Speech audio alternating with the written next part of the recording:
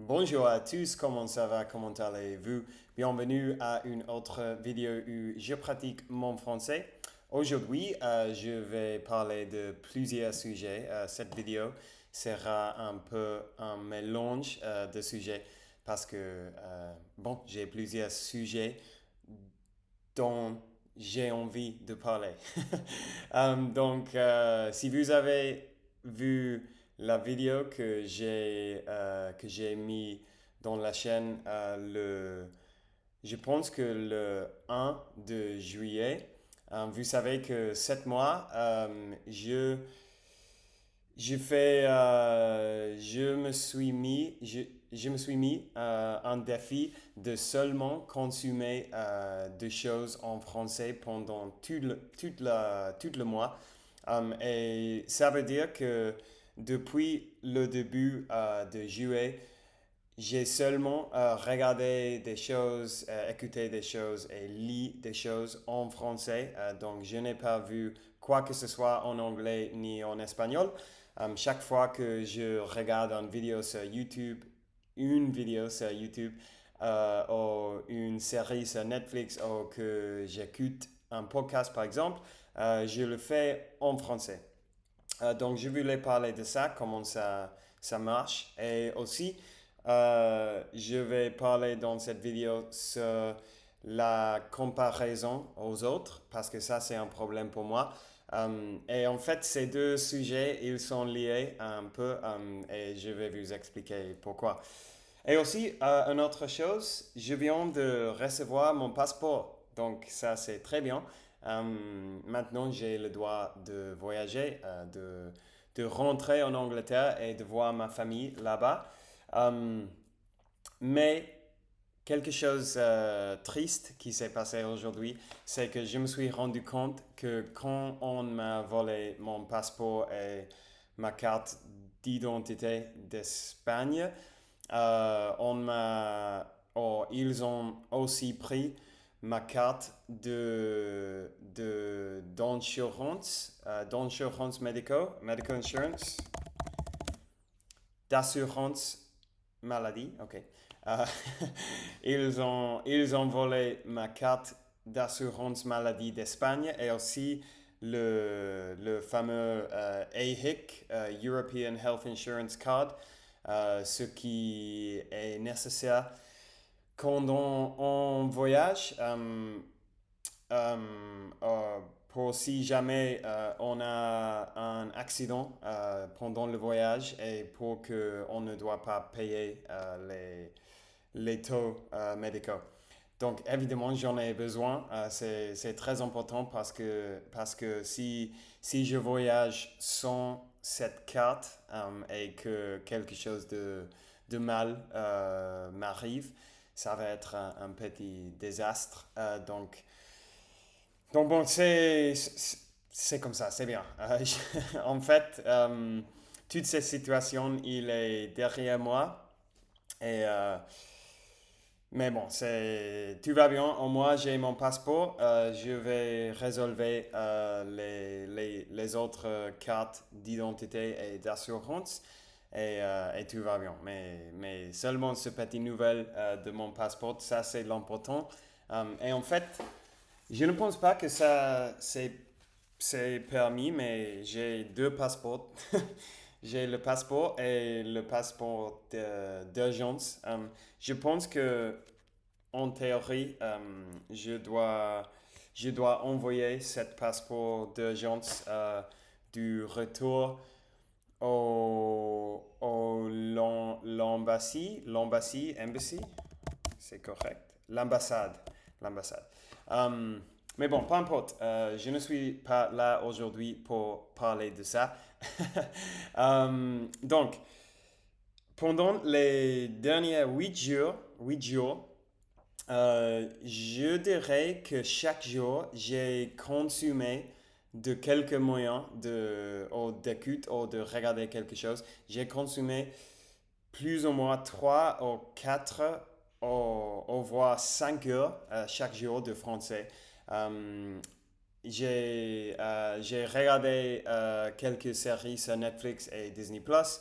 Aussi, j'ai écouté beaucoup un podcast qui s'appelle I'm Polyglot, qui est un gars français qui, en fait, il vit à Barcelone et pendant les 8, je suppose, derniers ans, il a fait un podcast toutes les semaines où il parle de plusieurs sujets.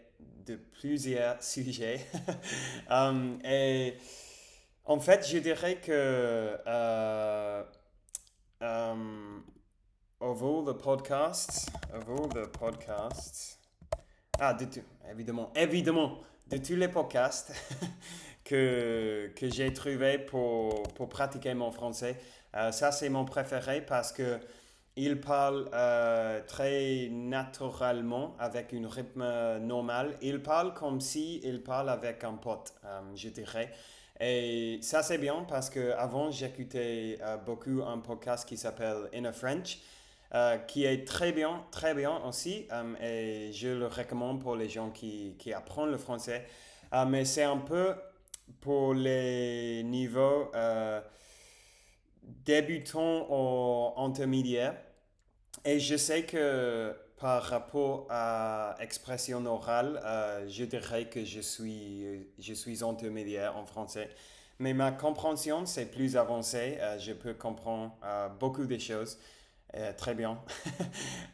Et ce podcast In a French, ça a devenu un peu plus, un peu trop facile pour moi. Donc, j'ai voulu trouver un autre et j'ai trouvé un polyglotte et c'est vraiment parfait. Il y a tellement de sujets très intéressants dont il parle dans le podcast. Donc, cette semaine, depuis le début de juillet. Chaque fois que je sors à marcher, je fais une promenade, j'écoute un de ces podcasts et c'est vraiment très bien pour pratiquer. Et aussi quand je fais à la salle de sport et quand je cuisine et tout ça, je suis toujours en train d'écouter ce podcast. Et aussi, comme vous savez déjà, j'ai regardé la série Castlevania sur Netflix. Maintenant, je suis en train de regarder Lupin sur Netflix et aussi Star Wars, la guerre des clones. Je suis dans la dernière saison de Star Wars, la guerre des clones en Disney Plus, donc ça c'est bien.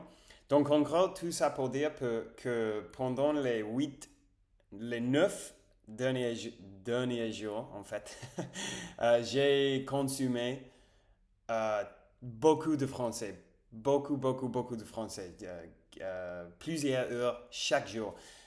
Et je voulais dire simplement que je pense que ça, c'est incroyablement efficace. Vraiment, chaque jour, je note que j'ai une compréhension meilleure que le jour avant. Et de plus en plus, je peux remarquer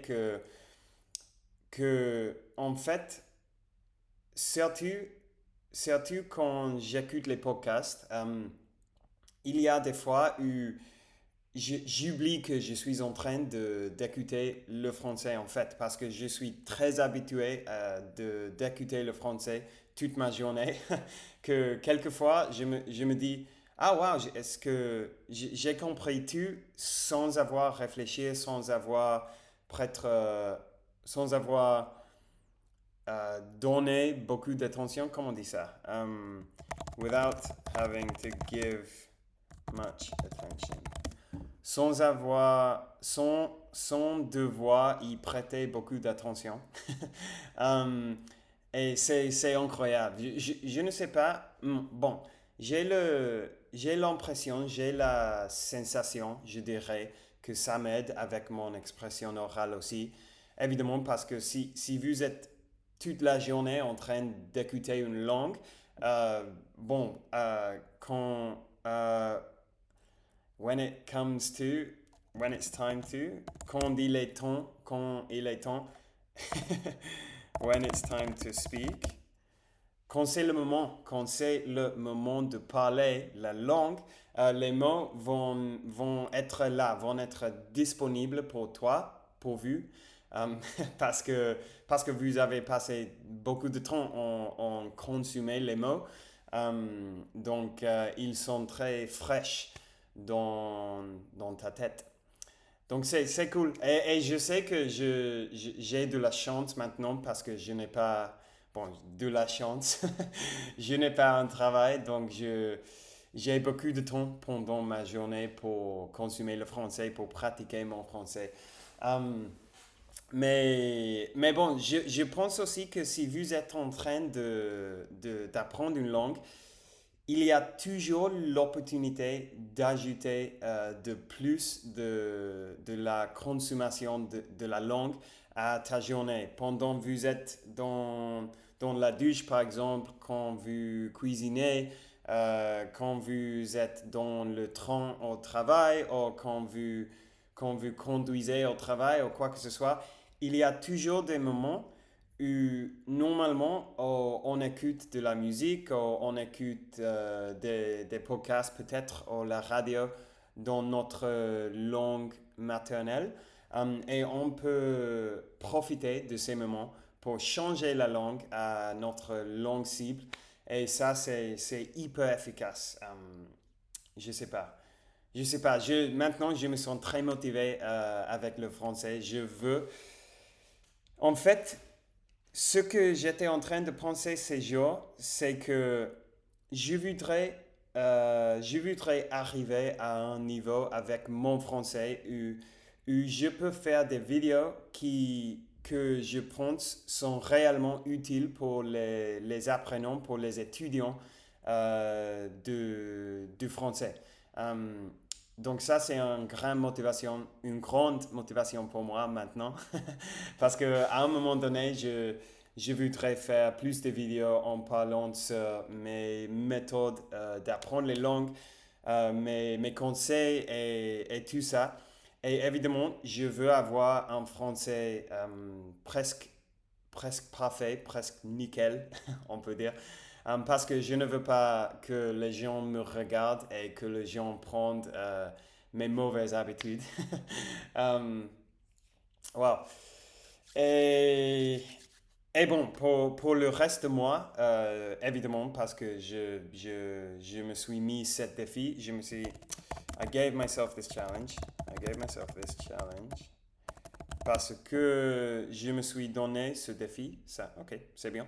Parce que je me suis donné ce défi, je vais continuer à faire ça pendant tout le reste de moi. Mais après, j'ai décidé que ce que je vais faire est de faire ça pendant 6 jours de la semaine, donc de lundi à samedi, et je vais seulement me permettre de consommer des choses en anglais les dimanches, le dimanche, je pense. Euh, Parce que il y a un autre effet, et ça, c'est le lien avec l'autre sujet d'aujourd'hui. Wow, ça fait 13 minutes déjà. Ok, je parle trop. Um, donc, oui, ça c'est le lien avec l'autre sujet d'aujourd'hui. Et ça c'est la comparaison des autres. La comparaison avec des autres. Et pourquoi ça c'est un problème pour moi? Et pourquoi ça a quelque chose à voir avec cet expériment ou cet défi de seulement consommer les choses en français? Parce que une autre chose que j'ai remarqué depuis que j'ai commencé avec cet défi, c'est que je me sens, je me sens mieux mentalement et que mon auto-esteem, my self-esteem is better. Mon estime de soi est meilleure. Et j'ai euh, j'ai pensé trop sur pourquoi. I thought a lot about why this would be. Wow, wow, wow. Une seconde. I thought a lot about why this could be. J'ai beaucoup réfléchi à la raison de cette amélioration.